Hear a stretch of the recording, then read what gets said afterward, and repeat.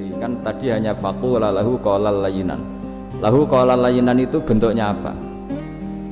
Ya, bentuknya apa? Itu Nabi Musa disuruh ngendikan sama Fir'aun. Apakah kamu mau saya nasihati? Faqul halaka ila antazakka. Halaka itu pilihan, hal itu istifham, laka itu otoritatif. Jadi betapa santonya kalimat itu. Faqul halaka ila antazakka. Jadi kalau dimaknani model Pak Hafid, model saya ngaji di sarang itu, halaka onoto iku kedue sira, berhak bagi kamu, berhak bagi anda. Apakah anda berhak loh mendapat nasihat supaya anda jadi orang yang lebih baik? Halaka ila antazakka. Jadi tidak kalimat perintah, tapi kalimat pilihan. Apa engkau mau saya beri nasihat? Wahdiyaka ila rabbika fatakhsha. Dan saya beritahu kamu tentang Tuhan, dan kemudian kamu menjadi orang yang baik, fatakhsha, orang yang punya khasyah, punya. Jadi kayak apa kalimatnya itu? Napa jenengan kerso? Itu kalau orang Jogja, orang-orang daerah-daerah yang pernah nyuguhi tamu itu kan, ayo makan-makan, itu kan kayak tamunya itu kelaparan. Masa Pak Yusuf Mansur kelaparan? Tidak mungkin kan. Masa Ustaz terkenal kelaparan kan tidak mungkin itu. Monggo nopo jenengan ngersakno, karena bisa saja tamunya itu tidak kerso, mungkin karena darah tinggi, mungkin karena takut dianggap fakir miskin, macam-macam kan orang enggak. Itu kalimatnya itu halaka ila antazakka. Kayak apa indahnya dakwah, halaka ila antazakka. Itu ada kata laka itu ya terserah jenengan mau enggak. Wa ahdiyaka ila rabbika fatakhsha. Nah, itu yang disebut membaca. Kunta qori'an la hakian. Anda benar-benar membaca Quran, bukan sekadar pencerita. Nah, kemudian ini yang terakhir, saya juga baru, sebenarnya saya itu nggak pernah bilang sanggup itu, tapi Pak Ustadz Zakaria itu GR terus sampai tadi pagi itu saya belum tahu kalau ada acara ini. Ya karena saya kiai, jadi kalau kiai itu kan ingatnya sama Allah saja, kalau sama manusia itu rontok-rontok lali gitu. Itu bukan memaksa, ya memang lupa. Sejauh mana sih pentingnya manusia, kan tidak penting cara ilmu tasawuf itu. Tapi karena ini titipan Rasulullah SAW terus menjadi penting kan. Dititipi umat gak jenengan itu. Ya, sudah ngaji ngatur kiai ribet itu. Kiai ini biasa ngaji kan, kiainya yang ngatur, santri ini enggak. Pak Yai ngaji tanggal ini jam ini. Itu kan mengabaikan semua aktivitas kiai. Padahal jam ini mungkin saya punya jam. Mungkin jalan-jalan atau ngaji atau mutolaah atau munajat, gara-gara Pak Zakaria ini terus Mas Tamam ini yang provokasi. Harus ngaji di jam ini, tema ini. Saya itu kalau ngaji ditentukan tema itu, ini memang saya agak keras di bab ini. Itu kayak ibarat gini loh. Saya ini dokter, kemudian ada orang yang sakitnya itu jantung, terus bilang ke saya, Pak dokter sembuhkan kukul saya. Wong penyakit ekstrimnya itu jantung, kok bila disembuhkan apa? Kukul. Kan gak penting, sembuh tidak sembuh, kukul itu kan gak penting, jerawat itu. Kiai itu tahu kesalahan paling fatal manusia itu akidah. Jadi kadang-kadang mintanya ilmu yang tidak akidah, yang gak penting. Jadi kadang-kadang kiai itu ya digurui betul kalau di Indonesia itu. Misalnya, ini tidak nyindir loh, memang marah betul kalau di bab-bab seperti ini. Tapi ini biar jadi ilmu masif, ilmu yang general. Saya ulang lagi ya, Anda jadi dokter, tahu pasien Anda ini penyakit jantung kronis atau sudah fatal lah sudah. Terus orang itu bilang, Pak Yai, itu Pak dokter, tolong obati kulit saya supaya tidak jerawatan. Kamu bilang ini orang aneh enggak? Aneh kan? Nah, kiai juga gitu. Saya sering itu ada orang mau haji itu, Gus doain saya jadi haji mabrur. Pernah belajar haji Pak? Dereng. Mungkin enggak, orang belum belajar nyupir terus kemudian minta didoain, Gus saya mau nyupir, doain selamat. Mau nyupir aja enggak bisa kok minta doa selamat. Harusnya urutannya kan belajar dulu baru minta doa. Tapi kali ini aliman bener, ngajaknya akidah dulu, ahli sunnah kan. Nah itu bener, karena akidah itu hal yang prinsip, memang harus. Kalau kebetulan nggak bener tak revisi betul. Untungnya kok temanya bener. Jadi saya mohon ke seluruh orang-orang yang mau ngaji ke kiai itu, tema itu biar yang milih kiai supaya tahu prioritas yang harus benahin. Jangan tema yang kita yang milih, jangan-jangan tema yang kita pilih itu tidak mendesak atau tidak penting. Ini bukan bukan apa-apa, ini saking ingin baik saya ya, keinginan baik saya supaya dulu zaman sahabat ya gitu. Kalau ada pertanyaan salah sama Nabi dibenerin, cuma Nabi terlalu bijak, cara benerin tuh enak. Kalau saya karena tidak Nabi saja ya agak-agak kasar kan, kalau tidak Nabi tidak wajib bener terus. Yang wajib bener terus itu Nabi. Saya beri contoh ya. Nabi itu ngendikan tentang kiamat. Kiamat itu dahsyat, mengerikan gini-gini. Kalau pikirannya orang kampung itu begini, Nabi ini aneh. Cerita kiamat dahsyat tapi nggak ada tanggalnya, ada tahunnya. Harusnya ada dong biar kita bisa persiapan. Sehingga Nabi disomasi di tengah-tengah khutbah itu, ya Rasulullah mata sa'ah. Nah, karena ini orang Bedui, Nabi nggak dengerin, diulang lagi. Mata sa'ah ya Rasulullah. Ketika Nabi mengabaikan itu ada dua kelompok sahabat, yang satu bilang lam yasma, Nabi tidak dengar sehingga mengabaikan. Yang kedua bilang sami'a wa kariha, Nabi sebenarnya mendengar tapi tidak berkenan. Tapi diulang lagi ketiganya, ya Rasulullah mata sa'ah. Akhirnya Nabi jawab, mau tidak mau, karena kalau enggak ya namanya orang Bedui ngomong terus.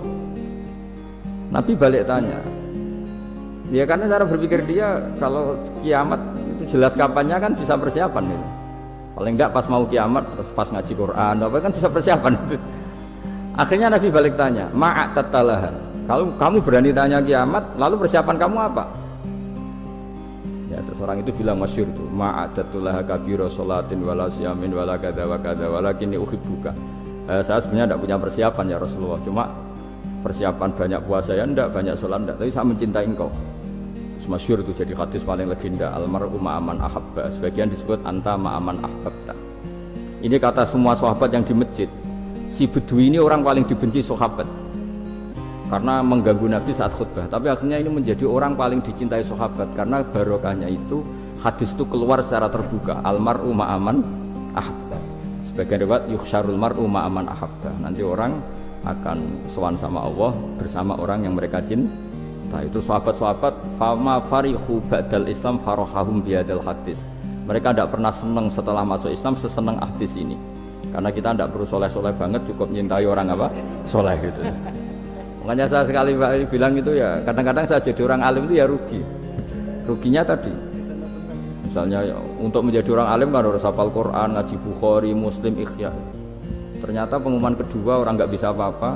Gelombang kedua para pecinta, waduh gitu kan. Repot ya. Jadi kita yang jadi orang alim susahnya bukan main, ternyata disaingi pengumuman kedua dan para pecintanya. Wah itu kan akhirnya ketemu orang-orang nggak jelas tadi itu. Nah itu ya termasuk farah dalam Islam, farhatul aibin. Jadi senang itu di Islam itu ibadah. Ya kul bi fadlillah wa bi rahmati fa bidzalika falyafrahu. Senang itu diperintahkan Allah. Saya itu sering di kamar, kadang itu nyun sewu kayak gatelan gitu, apa itu, ya agak kukur-kukur terus merengut saja malu. Malu saya itu dilihat Allah kok kayak agak ridho itu malu. Ya kayak tadi lah, kamu dikasih rumah gratis, kemudian pas yang ngasih datang kamu kelihatan cemberut, itu yang ngasih kan mangkel. Udah dikasih gratis masih cemberut. Sama hubungan kita dengan Allah itu semuanya dikasih gratis. Makanya tabassum, senyum itu ibadah. Kita yang nekuni ilmu hadis. Betapa hebatnya Nabi ngendikan, kalau kamu tidak bisa ibadah yang berat-berat, cukup ibadah senyum.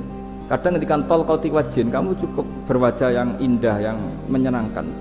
Tabassum, senyum. Kalau kamu tidak bisa membalas jasanya orang yang ngasih, minimal kamu senyum, lihat minimal kamu kelihatan seneng. Gitu. Makanya seneng itu sudah ibadah.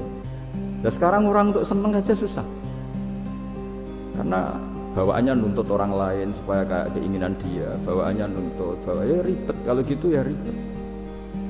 Makanya saya bilang al ilmu yurisul ahwal, ilmu itu diperkuat, nanti yurisul ahwal, ilmu itu akan membentuk Anda. Dulu beberapa raja itu ya mau luhur karena jadi raja, punya apa saja, tapi punya penasihat ulama, itu ya nasihat itu sederhana. Ada seorang raja tanya ke kiai, gimana dengan semua kerajaan saya? Wah, padahal dia punya apa saja. Jenengan miskin sekali, itu kerajaan seluas ini. Kok bisa ya? Terus ditanya sama si ulama tadi. Andaikan Anda di padang pasir, kemudian kalau tidak minum segelas air itu mati. Apakah Anda akan membeli segelas air ini dengan semua kerajaan Anda? Oh iya, pasti apapun saya lakukan untuk mendapat satu gelas air. Terus la tafrah bimulkin la yusawi sarbatamain. Kamu jangan bangga dengan kerajaan yang nilainya itu enggak sebanding dengan segelas apa? Air. Akhirnya raja itu mikir, saya tidak jadi raja bisa hidup. Tapi kalau enggak minum air mati. Berarti penting satu gelas air. Akhirnya lama-kelamaan ini anggap kerajaan itu biasa, ternyata enggak sepenting segelas air. Ya seperti kita lah, misalnya orang nggak punya alpat tuh tidak malu, tapi kalau nggak punya celana itu malu. Kamu mau punya alpat tapi nggak punya celana? Kan nggak mau. Yaitu ilmu itu yurisul akhwal, ilmu akan melahirkan satu perilaku. Jadi kalau ilmu Anda mantap, pasti syukurnya juga mantap gitu. Ya makanya saya termasuk kiai yang selalu mendorong pentingnya ilmu. Bahkan kata Sufyan Ats-Tsauri ngendikan saking pentingnya ilmu ada kata fa'lam annahu la ilaha illallah, dimulai kata fa'lam. Dan saking pentingnya ilmu itu setiap nabi itu status permanennya itu hanya satu, mengajar. Rabbana wab'ats fihim rasulam minhum yatlu 'alaihim ayatik, membacakan ayat-ayat Allah, sampai wa yu'allimuhumul kitab, mengajarkan kitab wal hikmah. Bahkan Allah sendiri wasofa dzatahul 'aliyah bi annahu al-muallim. Yaitu Allah ngendikan Ar-Rahmanu 'allamal Qur'an. Jadi betapa hebatnya pengajar. Allah sendiri mensifati dirinya itu Ar-Rahmanu 'allamal Qur'an. Allah itu Maha Rahman yang mengajarkan Quran. Di surat Iqra juga disebutkan Iqra wa rabbukal akram alladzi 'allama bil qalam. Jadi Allah mensifati dirinya sebagai pengajar. Kayak apa pentingnya mengajar? Karena al-ilmu yurisul ahwal. Ilmu ini melahirkan satu sikap. Pernah ada orang hartanya itu habis karena ngobati ibunya. Terus datang ke saya, dia sumpek karena hartanya habis ngobati ibunya. Terus dia bilang, Gus, saya ini sekarang sudah miskin karena ibu saya sakit dan harta saya habis untuk ngobati ibu saya. Terus tak guyon sama saya, kon kepen pinter apa kepen goblok? Kepen pinter Gus. Ingin pinter apa ingin goblok? Katanya ingin pinter. Kalau ingin pinter bahasanya jangan gitu. Harta kamu itu masih di akhirat karena habis untuk ngobati ibu. Bayangkan kalau habis untuk maksiat itu habis betul. Terus dia mulai syukur, alhamdulillah Gus, harta saya habis secara heroik karena untuk mengobati apa ibu. Sudah pinter dia, akhirnya miskin sampai sekarang ya tetap pede saja karena masih punya tabungan di akhirat. Dan itu saya terinspirasi oleh ilmu juga. Jadi dulu Sayyidah Aisyah itu pernah nyimpan sepotong daging kambing, disimpan untuk dimakan beliau. Karena beliau mau iftar ya, mau buka atau apa. Singkat cerita, karena bawaan keluarga Nabi itu sakhok, ada orang minta dikasihkan. Suatu saat akhirnya kan habis. Terus Nabi tanya, yang daging tadi di mana? Habis. Terus Nabi cara menjelaskan tuh indah sekali. Harta kamu itu baju yang kamu pakai nanti ya rusak, yang kamu makan nanti ya ke WC. Wa tasaddaqta fa abqaita.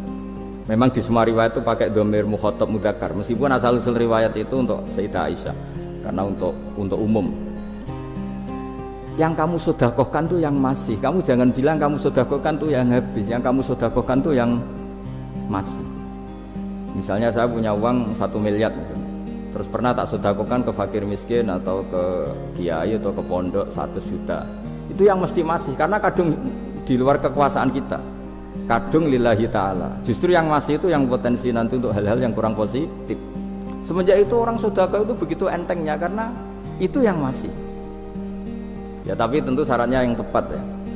Saya sekarang sering kampanye sedekah tepat karena misalnya sering saya itu didatangi orang kaya. Gus, saya ini punya uang banyak, ingin punya masjid biar dipakai orang Jumatan. Terus saya bilang, kamu ingin jadi orang baik betul apa baik versi Anda? Baik betul Gus. Tak ajarin mau, gak tersinggung, mau Gus. Kalau Anda bikin masjid di kampung Anda, masjid terbaik di dunia sekalipun, yang bingung saya ahli fikih. Kok bisa? Kan terjadi 2 Jumatan, nanti sahnya yang mana? Kamu enak aja bikin masjid kan? Kamu bikin masalah baru bagi kiai fikih di daerah kamu. Belum nanti orang terus migrasi ke masjid Anda karena lebih baik, koriknya lebih baik. Kamu membunuh masjid yang lebih tua, itu gak sopan sekali, masjid itu sudah lebih tua kamu. Akhirnya mikir, gak usah Gus kalau gitu, sudah apa saja yang penting perintah jenengan gimana ya. Jadi sedekah itu juga harus dibina supaya kalau orang kan bisa saja kan uang 100 juta itu untuk fakir miskin manfaat, ternyata untuk masjid yang sifatnya aksesoris untuk lampu yang kristal yang mahal-mahal, bukan yang pokok. Itu pentingnya ngaji ya. Jadi lagi-lagi al ilmu yurisul ahwal. Ilmu itu melahirkan satu sikap. Jadi ketika ada masjid baru, kalau orang nggak bisa ngaji fikih, wow ada masjid baru, masjid banyak. Tapi kalau yang ngaji fikih ngerti ini malah ada masalah baru karena ada ta'addudul Jum'atan, gimana hukumnya 2 Jum'atan dalam kondisi yang tidak mendesak. Makanya sekarang saya baru kampanye itu. Dulu itu kalau ada masjid banyak itu kan faktornya beda ormas, beda pemahaman atau agak jauh, masih hukum sosial atau bawaan kondisi. Misalnya di dekat UGM itu ada masjid kampung pertama, bawaan masjid karena ada kantor besar, atau bawaan ada pabrik besar, atau ada sekolahan besar. Tapi sekarang itu ada pertanyaan baru, ada masjid baru karena ada orang kaya ingin bikin masjid. Itu gimana ini hukum?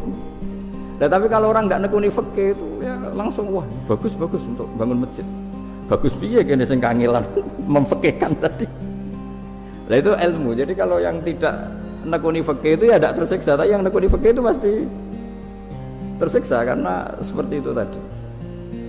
Ya jadi saya mohon di antara cara kita dakwah secara damai itu dimulai dari Robbana Zolamna Anfusana. Itu dipakai Nabi, di redaksinya diganti dengan makna supaya kita per individu matur Allah apa ini zulam tu nafsi zulman kabiron katsiran.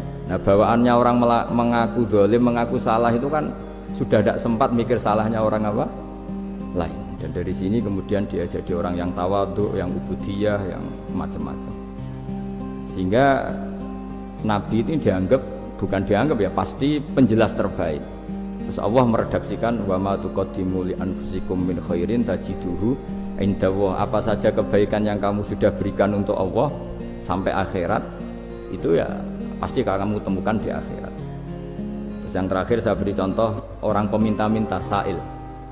Itu Sayyid Ali Zainal Abidin kalau ada orang minta-minta terus dikasih, misalnya dikasih ya 100.000 atau 50.000 atau 10.000 sesuai kemampuan yang memberi, itu marhaban biman hamala zadi ilal akhirat. Saya terima kasih ya, gara-gara kamu minta uang saya jelas sudah sampai akhirat. Coba kalau di rumah bisa aja untuk hal yang tidak positif. Jadi bawaannya itu cara pandang itu rubah.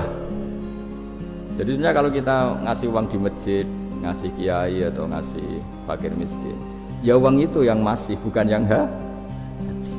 Yaitu watasaddaqta fa'abqaita, yang kamu berikan tuh hakikatnya yang masih. Karena sudah ada kamu otak-atik lagi, makanya disebut wakaf. Sebenarnya wakaf itu dulu secara makna lughat, saya ulangi secara lughat, maknanya itu sudah berhenti. Wakfun maknanya berhenti. Nah sodako itu dari kata sodako maknanya benar. Orang yang sering sodako berarti imannya benar. Orang yang uang sudah diberikan berarti dia sudah terputus, wakaf berhenti dari hubungannya dengan dia. Sudah dikasihkan berarti selesai. Sehingga wakaf dan sodako itu sebenarnya maknanya saling melengkapi. Kemudian orang-orang fikih karena ada disiplin ilmu tertentu, wakaf itu untuk sedekah yang permanen, yang abadi, kemudian sedekah untuk infak. Nah, tapi itu kan hanya istilah-istilah dalam disiplin ilmu. Sebetulnya kalau pakai ilmu yang umum, sedekah ya bisa disebut wakaf, wakaf ya bisa disebut apa? Sedekah. Karena maknanya sedekah itu wakaf. Wakaf itu apa? Qat'u raqabatil malik an hadal mal atau an mali. Hubungan pemilik harta ini terputus dari harta itu. Jadi misalnya saya sudah wakaf tanah ini ke masjid, sudah diterima, buat saya kepikiran gadekan atau menjual sudah tidak bisa, sudah berhenti di situ saja hubungan saya dengan kepemilikan harta itu. Makanya disebut apa? Wakaf. Dan kalau saya wakaf berarti menunjukkan kebenaran iman saya karena sudah menafkahkan sebagian harta untuk Allah Ta'ala. Disebut sodik, sodak. Makanya bahasa Arab itu gampang ya, kalau sodal qof, sodako. Orang kalau bayar mahar disebut sodak karena menunjukkan cintanya. Teman yang setia disebut sodik karena ya benar dalam berteman. Abu Bakar disebut as-siddiq karena sangat membenarkan kanjeng Nabi, dan seterusnya dan seterusnya. Ya, jadi semoga ayat tadi, dan saya mohon maaf karena ya memang saya kalau ngaji ya alami seperti ini, tapi insya Allah barokahnya alami itu menjadi ikhlas, tidak tasonnuk, tidak riya, tidak tebar pesona kalau dalam bahasa itu. Yang jelas saya inginlah bahwa apa ayat yang saya baca tadi benar-benar jadi pegangan bersama. Faqula lahu qawlan layyinan la'allahu yatadzakkaru aw yakhsha. Mohon maaf. Assalamualaikum warahmatullahi wabarakatuh.